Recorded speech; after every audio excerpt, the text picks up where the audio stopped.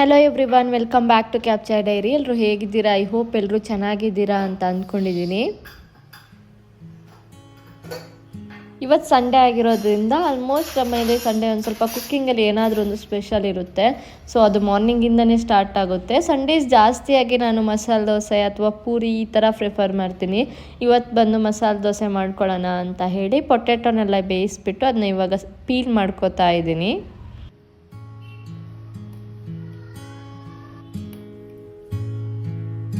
ಪೊಟ್ಯಾಟೊನ ಬೇಯಿಸ್ಕೋಬೇಕಾದ್ರೆ ನಾನು ಅದಕ್ಕೆ ಒಂದು ಸ್ವಲ್ಪ ಸಾಲ್ಟ್ ಆ್ಯಡ್ ಮಾಡ್ಕೊಡ್ತೀನಿ. ಇವಾಗ ಅದು ಪೀಲೆಲ್ಲ ಮಾಡಾದ ನಂತರ ನೆಕ್ಸ್ಟ್ ಅದನ್ನ ಈ ಥರ ನಾನು ಒಂದು ಸ್ವಲ್ಪ ಮ್ಯಾಶ್ ಮಾಡ್ಕೋತಾ ಇದ್ದೀನಿ.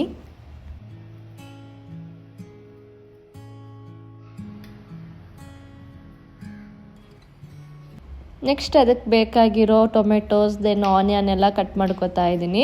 ಟೊಮೆಟೋಸ್ ಕೆಲವರಿಗೆ ಇಷ್ಟ ಆಗುತ್ತೆ, ಕೆಲವರಿಗೆ ಇಷ್ಟ ಆಗಲ್ಲ. ಸೊ ನಾನಿಲ್ಲಿ ಆ್ಯಡ್ ಮಾಡ್ಕೋತಾ ಇದ್ದೀನಿ. ಆ್ಯಂಡ್ ಇನ್ನೊಂದು ಏನಂದರೆ ಕೆಲವರಿಗೆ ಗ್ರೀನ್ ಚಿಲ್ಲಿ ಆ್ಯಡ್ ಮಾಡಿದರೆ ಇಷ್ಟ ಆಗುತ್ತೆ, ಬಟ್ ನಾನೇನು ಅಂದರೆ ಆ್ಯಡ್ ಮಾಡಲ್ಲ, ಮಕ್ಕಳಿಗೆ ಒಂದು ಸ್ವಲ್ಪ ಅದು ಮಿಡ್ಲಲ್ಲಿ ಸಿಕ್ಕಿದ್ರೆ ಕಷ್ಟ ಆಗುತ್ತೆ ಅಂತ. ಸೊ ಅದ್ರ ಬದಲು ನಾನಿಲ್ಲಿ ಚಿಲ್ಲಿ ಪೌಡ್ರನ್ನ ಆ್ಯಡ್ ಮಾಡ್ಕೋತಾ ಇದ್ದೀನಿ.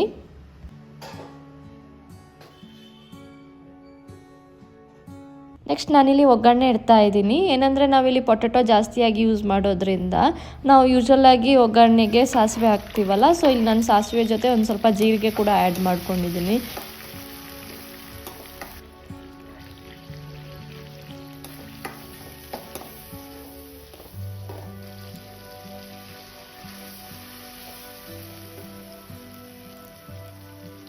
ನೆಕ್ಸ್ಟ್ ಒಗ್ಗರಣೆಗೆ ಟೊಮೆಟೊ ದೆನ್ ಆನಿಯನ್ ಎಲ್ಲ ಹಾಕ್ಕೊಂಡು ಸ್ವಲ್ಪ ಅರಿಶಿನ ಪೌಡ್ರ್ ಕೂಡ ಆ್ಯಡ್ ಮಾಡಿಕೊಂಡು ನೆಕ್ಸ್ಟ್ ಪೊಟ್ಯಾಟೊನ ಆ್ಯಡ್ ಮಾಡಿ ಒಂದು ಸ್ವಲ್ಪ ಚಿಲ್ಲಿ ಪೌಡರ್ ಹಾಕಿ ನಾನಿಲ್ಲಿ ಮಿಕ್ಸ್ ಮಾಡಿಕೊಂಡ್ರೆ ಇದು ರೆಡಿ ಆಗಿಬಿಡುತ್ತೆ. ನಿಮಗೆ ಗ್ರೀನ್ ಚಿಲ್ಲಿ ಇಷ್ಟ ಇದ್ದರೆ ನೀವು ಗ್ರೀನ್ ಚಿಲ್ಲಿ ಕೂಡ ಆ್ಯಡ್ ಮಾಡ್ಕೋಬಹುದು.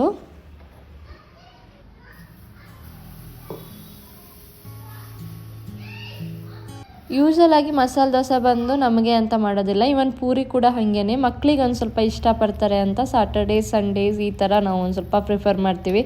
ಕೆಲವೊಂದು ಸಲ ಸ್ಯಾಂಡ್ವಿಚ್ ಕೂಡ ಕೇಳ್ತಾರೆ. ಸೊ ಸಂಡೇಸೆಲ್ಲ ಈ ಥರ ಒಂದು ಸ್ವಲ್ಪ ಅವ್ರಿಗೆ ಇಷ್ಟ ಆಗುವಂಥದ್ದು ಮಾಡಿಕೊಡ್ತೀವಿ.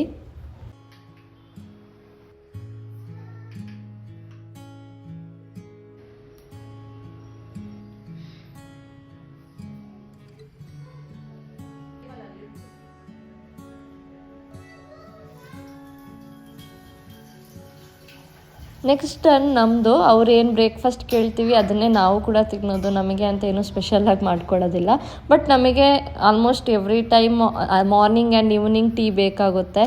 ಸೊ ಹಾಗಾಗಿ ಟೀ ಮಾಡ್ಕೋತಾ ಇದ್ದೀನಿ. ಯೂಶಲಾಗಿ ಸಂಡೇಸ್ ನಾವು ಒಂದು ಸ್ವಲ್ಪ ಎದ್ದೇಳೋದು ಲೇಟು. ಸೊ ಹಾಗಾಗಿ ನಮ್ಮ ಬ್ರೇಕ್ಫಾಸ್ಟ್ ಕೂಡ ಲೇಟ್ ಆಗುತ್ತೆ. ಸೊ ಹಾಗಾಗಿ ಲೇಟಾಗಿ ಒಂದು ಕಪ್ ಟೀ ಜೊತೆಗೆ ಬ್ರೇಕ್ಫಾಸ್ಟ್ ಕೂಡ ಮುಗಿಸ್ಕೋತೀವಿ. ಆ್ಯಂಡ್ ಆಫ್ಟರ್ನೂನ್ ಇದು ಲಂಚಿಗೆ ಪ್ರಿಪ್ರೇಷನ್ ಬಂದು ಆ ನಂತರ ಟೀ ಆದ ನಂತರ ಮಾಡ್ಕೋತೀವಿ. ಲಂಚ್ ಯೂಶಲಾಗಿ ನಮಗೇನು ಬೇಕು ಅಂತ ಮಾಡ್ಕೋತೀವಿ.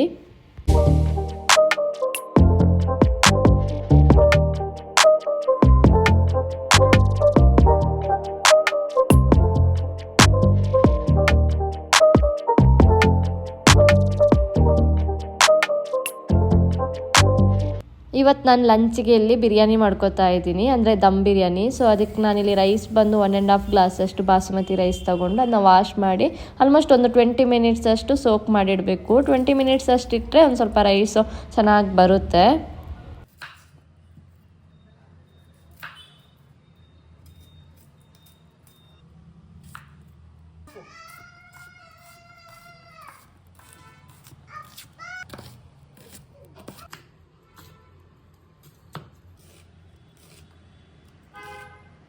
ನಾನಿಲ್ಲಿ ಆನಿಯನ್ 4 to 5 ತೊಗೊಂಡಿದ್ದೀನಿ, ಅಂದರೆ ಅದರಲ್ಲಿ ಒಂದು ಸ್ವಲ್ಪ ಒಗ್ಗರಣೆಗೆ ದೆನ್ ಒಂದು ಸ್ವಲ್ಪ ಫ್ರೈ ಮಾಡೋದಕ್ಕೆ ಅಂತ. ನೆಕ್ಸ್ಟು ಪುದೀನ ಮತ್ತು ಕೊತ್ತಂಬರಿ ಇದನ್ನು ಕೂಡ ಕಟ್ ಮಾಡ್ಕೊತಾ ಇದ್ದೀನಿ. ಇದು ಬಂದು ರುಬ್ಬಿಟ್ಟು ಪೇಸ್ಟ್ ಮಾಡ್ಕೊಳ್ಳೋದಕ್ಕೆ.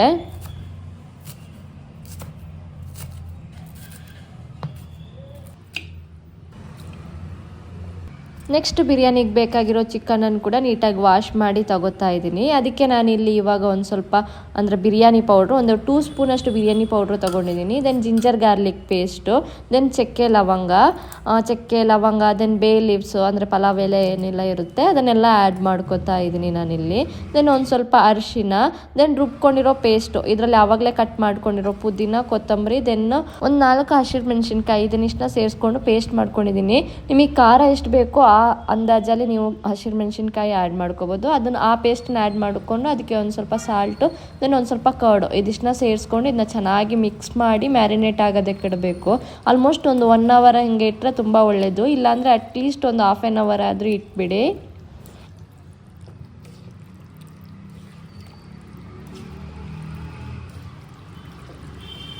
ಈ ಮಸಾಲೆ ತುಂಬ ತಿಕ್ಕು ಆಗಬಾರ್ದು ಆ್ಯಂಡ್ ತುಂಬ ವಾಟರಿ ಥರನೂ ಆಗಬಾರ್ದು. ನಾನು ಇವಾಗ ಏನು ಮಿಕ್ಸ್ ಮಾಡ್ತಾ ಇದ್ದೀನಿ ಇದನ್ನು ನೋಡಬೇಕಾದ್ರೆ ಗೊತ್ತಾಗ್ಬೋದು. ಈ ಕನ್ಸಿಸ್ಟೆನ್ಸಲ್ಲಿ ಇದ್ರೇ ಮಸಾಲೆ ಚೆನ್ನಾಗಿ ಬರೋದು. ಆ್ಯಂಡ್ ಈ ಥರ ಮಸಾಲೆನ ಮಿಕ್ಸ್ ಮಾಡಿ ನಾವು ಹೊರಗಡೆನೇ ಇಡ್ಬೋದು, ಫ್ರಿಜ್ ಒಳಗಡೆ ಇಡಬೇಕು ಅಂತ ಇಲ್ಲ. ಈ ಥರ ಹೊರಗಡೆ ಇಟ್ಟರು ಅದೇನು ಹಾಳಾಗೋದಿಲ್ಲ, ಚೆನ್ನಾಗೇ ಇರುತ್ತೆ. ದೆನ್ ಇದನ್ನು ನಾನು ಲಿಡ್ ಕ್ಲೋಸ್ ಮಾಡಿ ಹೊರಗಡೆನೇ ಇಡ್ತಾ ಇದ್ದೀನಿ ಆಲ್ಮೋಸ್ಟ್ 1 ಅವರ್ಗೆ.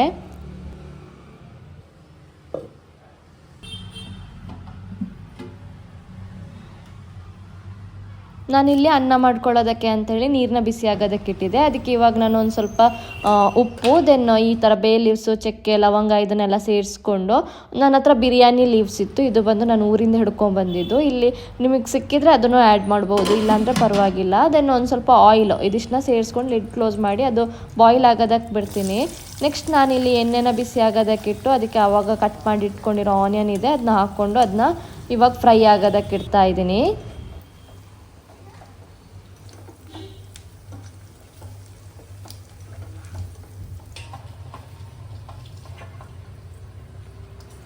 ಈ ಆನಿಯನ್ ಒಂದು ಸ್ವಲ್ಪ ಕ್ರಿಸ್ಪಿಯಾಗಿ ಬರಬೇಕು, ಅದೊಂದು ಸ್ವಲ್ಪ ಜಾಸ್ತಿ ಟೈಮ್ ತಗೊಳ್ಳುತ್ತೆ ಆ್ಯಕ್ಚುಲಿ.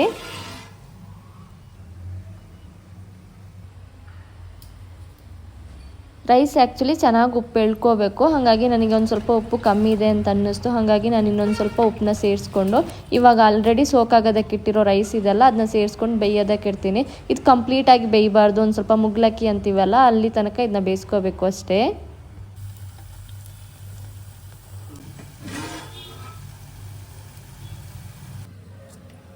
ಆನಿಯನ್ನ ಆಲ್ಮೋಸ್ಟ್ ಈ ಥರ ಅಂದರೆ ಒಂದು ಸ್ವಲ್ಪ ಕೆಂಪಗಾಗೋಷ್ಟು ಫ್ರೈ ಮಾಡ್ಕೋಬೇಕು. ಇವಾಗಿಲ್ಲಿ ಅನ್ನ ರೆಡಿಯಾಗಿದೆ, ಸೊ ಅದನ್ನ ಇವಾಗ ಬಸ್ಕೋತಾ ಇದ್ದೀನಿ. ಬಸ್ಕೊಂಡು ಅದು ಕಂಪ್ಲೀಟ್ ನೀರು ಹೋಗೋ ತನಕ ಅದನ್ನ ಈ ಥರ ಬಿಡಬೇಕು.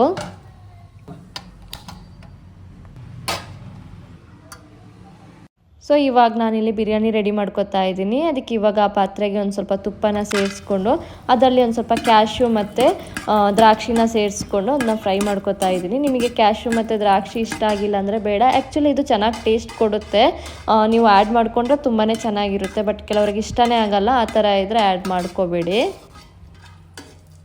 ಫ್ರೈ ಆಗಿರೋ ಕ್ಯಾಶ್ಯೂ ಮತ್ತು ದ್ರಾಕ್ಷಿನ ಇವಾಗ ನಾನಿಲ್ಲಿ ಸಪ್ರೇಟಾಗಿ ಒಂದು ಬೌಲಲ್ಲಿ ಎತ್ತಿಟ್ಕೋತಾ ಇದ್ದೀನಿ. ನೆಕ್ಸ್ಟ್ ಅದೇ ಪಾತ್ರೆಗೆ ನಾನಿಲ್ಲಿ ಚಕ್ಕೆ, ಲವಂಗ, ಅದನ್ನು ಸ್ಟಾರು ಇದನ್ನೆಲ್ಲ ಸೇರಿಸ್ಕೊಂಡು ಫ್ರೈ ಮಾಡ್ಕೊತಾ ಇದ್ದೀನಿ. ಆ್ಯಂಡ್ ಅದಕ್ಕೆ ಒಂದು ಸ್ವಲ್ಪ ಜಿಂಜರ್ ಮತ್ತು ಗಾರ್ಲಿಕ್ ಕೂಡ ಆ್ಯಡ್ ಮಾಡ್ಕೊತಾ ಇದ್ದೀನಿ. ಇದನ್ನೆಲ್ಲ ಒಂದು ಸ್ವಲ್ಪ ಚೆನ್ನಾಗಿ ಫ್ರೈ ಮಾಡ್ಕೋಬೇಕು. ನೆಕ್ಸ್ಟ್ ಒಗ್ಗರಣೆಗೆ ಅಂತ ಎತ್ತಿಟ್ಟಿರೋ ಆನಿಯನ್ ಇದೆಲ್ಲ ಅದನ್ನ ಕೂಡ ಸೇರಿಸ್ಕೊಂಡು ಅದನ್ನು ಚೆನ್ನಾಗಿ ಫ್ರೈ ಮಾಡ್ಕೋಬೇಕು. ಆ್ಯಂಡ್ ನೀವು ಇವನ್ನು ಗ್ರೀನ್ ಚಿಲ್ಲಿ ಕೂಡ ಕಟ್ ಮಾಡಿ ಆ್ಯಡ್ ಮಾಡ್ಕೋಬಹುದು. ಬಟ್ ಇಲ್ಲಿ ಮಕ್ಕಳಿಗೆ ಇಷ್ಟ ಆಗೋದಿಲ್ಲ ಅಂತೇಳಿ ನಾನು ಆ್ಯಡ್ ಮಾಡ್ಕೊಂಡಿಲ್ಲ, ಅಂದರೆ ಸ್ವಲ್ಪ ಖಾರ ಆದರೆ ಅವರು ತಿನ್ನೋದಿಲ್ಲ, ಅದಕ್ಕೋಸ್ಕರ. ನೆಕ್ಸ್ಟ್ ನಾನಿಲ್ಲಿ ಟೊಮೆಟೋಸ್ ಕೂಡ ಕಟ್ ಮಾಡಿ ಎತ್ತಿಟ್ಕೊಂಡಿದ್ದೆ, ಸೊ ಅದನ್ನ ಕೂಡ ಆ್ಯಡ್ ಮಾಡಿಕೊಂಡು ಚೆನ್ನಾಗಿ ಫ್ರೈ ಮಾಡ್ಕೊತಾ ಇದ್ದೀನಿ. ನೆಕ್ಸ್ಟ್ ಟೊಮೆಟೋಸ್ ಆನಿಯನ್ ಎಲ್ಲ ಫ್ರೈ ಆದ ನಂತರ ಆವಾಗಲೇ ಮ್ಯಾರಿನೇಟ್ ಮಾಡಿ ಇಟ್ಕೊಂಡಿರೋ ಚಿಕನ್ ಏನಿದೆ ಅದನ್ನು ಆ್ಯಡ್ ಮಾಡಿಕೊಂಡು ಅದನ್ನು ಚೆನ್ನಾಗಿ ಮಿಕ್ಸ್ ಮಾಡಿ ಅದು ಚೆನ್ನಾಗಿ ಬೇಯಬೇಕು. ಅಲ್ಲಿ ತನಕ ನೀವು ಲಿಡ್ ಕ್ಲೋಸ್ ಮಾಡಿ ಕೂಡ ಬೇಯಿಸ್ಕೋಬಹುದು. ನಿಮಗೆ ಈ ಸ್ಟೇಜಲ್ಲಿ ನಿಮಗೇನಾದರೂ ಸಾಲ್ಟ್ ಬೇಕು ಅನಿಸಿದರೆ ಅಥವಾ ಖಾರ ಬೇಕು ಅಂತ ಅನಿಸಿದರೆ ಈ ಸ್ಟೇಜಲ್ಲಿ ನೀವು ಆ್ಯಡ್ ಮಾಡ್ಕೋಬಹುದು. ಇವನ್ ನಿಮಗೇನಾದರೂ ಬಿರಿಯಾನಿ ಪೌಡರ್ ಇನ್ನು ಸ್ವಲ್ಪ ಬೇಕು ಅಂತ ಅನಿಸಿದರೆ ಇವಾಗ ಆ್ಯಡ್ ಮಾಡ್ಕೋಬಹುದು.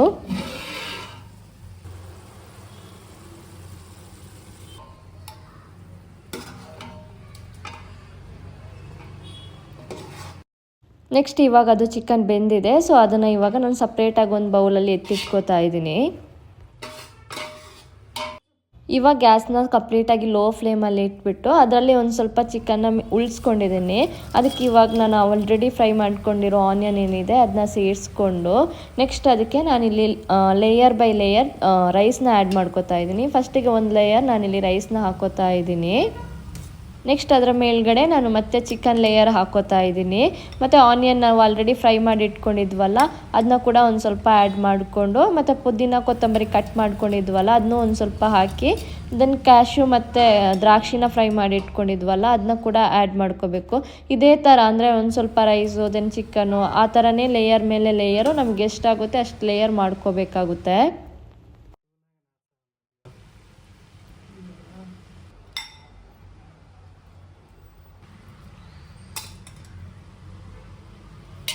ನಾನಿಲ್ಲಿ ಆಲ್ಮೋಸ್ಟ್ ಒಂದು 3 ಲೇಯರ್ ಅಷ್ಟು ಮಾಡ್ಕೊಂಡಿದ್ದೀನಿ. ನಿಮ್ಮ ರೈಸ್ ಕ್ವಾಂಟಿಟಿ ಎಷ್ಟಿದೆ ಅದ್ರ ಮೇಲ್ಗಡೆ ನಿಮಗೆ ಎಷ್ಟು ಲೇಯರ್ ಬರುತ್ತೆ ಅಂತ ಗೊತ್ತಾಗುತ್ತೆ. ದೆನ್ ಲಾಸ್ಟಲ್ಲಿ ಒಂದು ಸ್ವಲ್ಪ ಅಂದರೆ ಲಾಸ್ಟ್ ಲೇಯರ್ ಬರುತ್ತಲ್ಲ ಆವಾಗ ಒಂದು ಸ್ವಲ್ಪ ನಾನಿಲ್ಲಿ ತುಪ್ಪನ ಆ್ಯಡ್ ಮಾಡ್ಕೊಂಡಿದ್ದೀನಿ.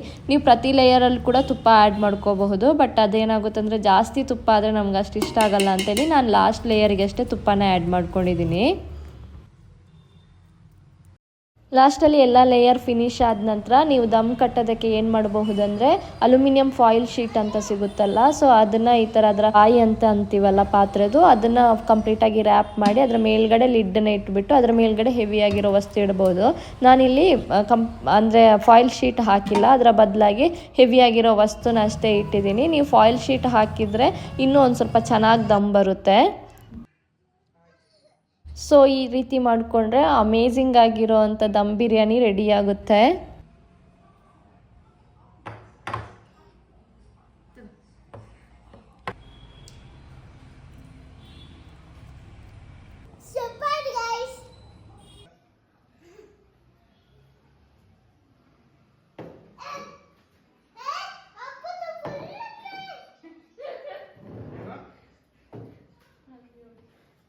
ಸೊ ಇದಿಷ್ಟು ಇವತ್ತಿನ ಲಾಗ್ ಅಂತ ಹೇಳ್ತಾ ಈ ಲಾಗ್ನ ಇಲ್ಲಿಗೆ ಎಂಡ್ ಮಾಡ್ತಾ ಇದ್ದೀನಿ. ಐ ಹೋಪ್ ನಿಮ್ಮೆಲ್ರಿಗೂ ಇಷ್ಟ ಆಗಿದೆ ಅಂತ ಅಂದ್ಕೊಂಡಿದ್ದೀನಿ. ಇಷ್ಟ ಆದರೆ ಪ್ಲೀಸ್ ಚಾನಲ್ನ ಸಬ್ಸ್ಕ್ರೈಬ್ ಮಾಡೋದನ್ನ ಮರಿಬೇಡಿ ಅಂತ ಹೇಳ್ತಾ ಬಾಯ್.